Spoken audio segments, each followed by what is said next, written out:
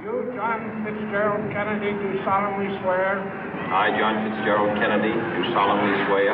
That you will faithfully execute the office of President of the United States. That I will faithfully execute the office of President of the United States. And will, to the best of your ability. And will, to the best of my ability. Preserve, protect, and defend the Constitution of the United States. Preserve, protect, and defend the Constitution of the United States. So help you God. So help me God.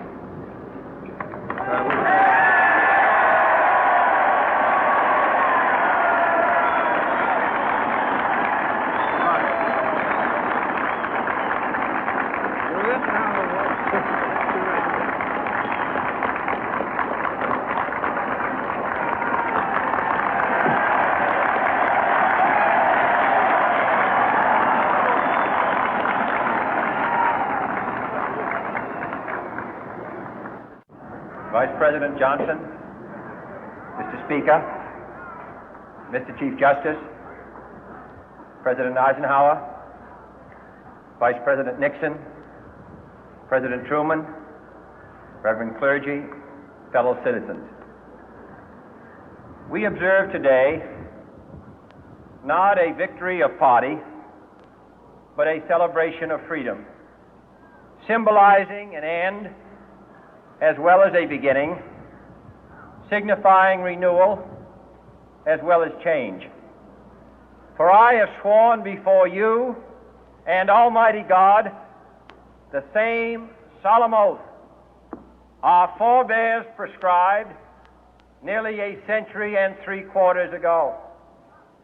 The world is very different now, for man holds in his mortal hands the power to abolish all forms of human poverty and all forms of human life.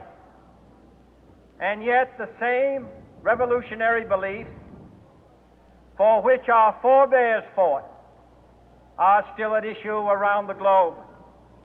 The belief that the rights of man come not from the generosity of the state, but from the hand of God. We dare not forget today that we are the heirs of that first revolution. Let the word go forth from this time and place to friend and foe alike that the torch has been passed to a new generation of Americans born in this century, tempered by war, disciplined by a hard and bitter peace, proud of our ancient heritage, and unwilling to witness or permit the slow undoing of those human rights to which this nation has always been committed and to which we are committed today at home and around the world.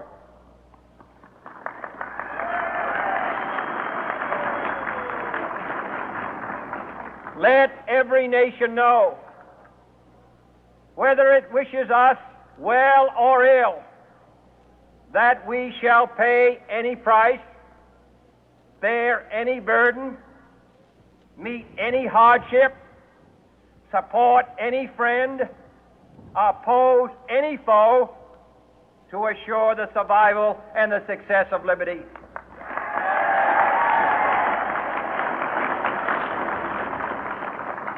This much we pledge and more. To those old allies whose cultural and spiritual origins we share, we pledge the loyalty of faithful friends.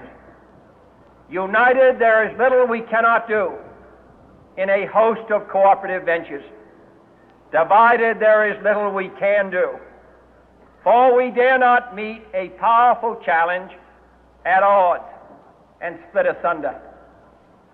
To those new states whom we welcome to the ranks of the free, we pledge our word that one form of colonial control shall not have passed away, merely to be replaced by a far more iron tyranny. We shall not always expect to find them supporting our view, but we shall always hope to find them strongly supporting their own freedom, and to remember that in the past, those who foolishly sought power by riding the back of the tiger ended up inside.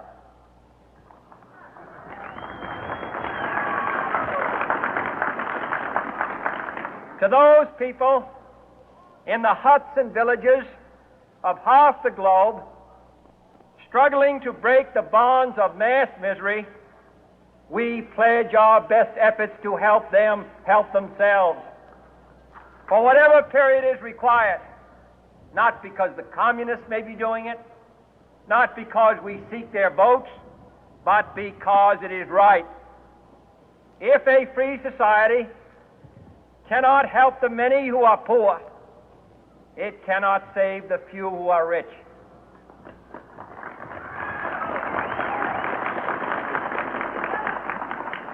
To our sister republics south of our border, we offer a special pledge to convert our good words into good deeds, in a new alliance for progress, to assist free men and free governments in casting off the chains of poverty. But this peaceful revolution of hope cannot become the prey of hostile powers. Let all our neighbors know that we shall join with them to oppose aggression or subversion anywhere in the Americas. And let every other power know that this hemisphere intends to remain the master of its own house.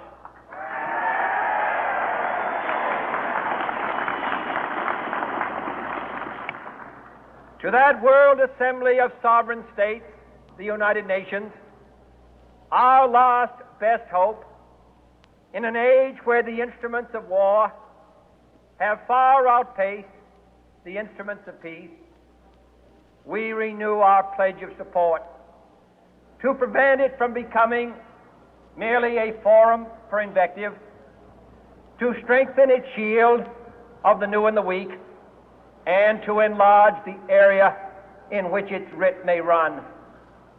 Finally, to those nations who would make themselves our adversary, we offer not a pledge, but a request that both sides begin anew the quest for peace.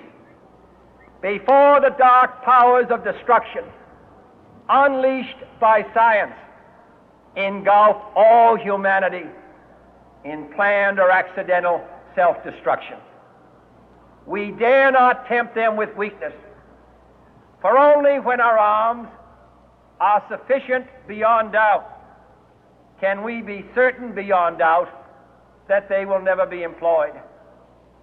But neither can two great and powerful groups of nations take comfort from our present course, both sides overburdened by the cost of modern weapons, both rightly alarmed by the steady spread of the deadly atom, yet both racing to alter that uncertain balance of terror that stays the hand of mankind's final war.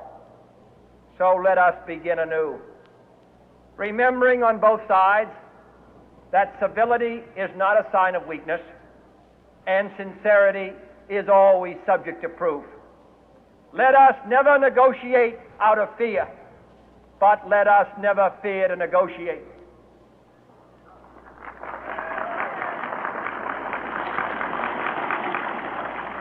Let both sides explore what problems unite us, instead of belaboring those problems which divide us.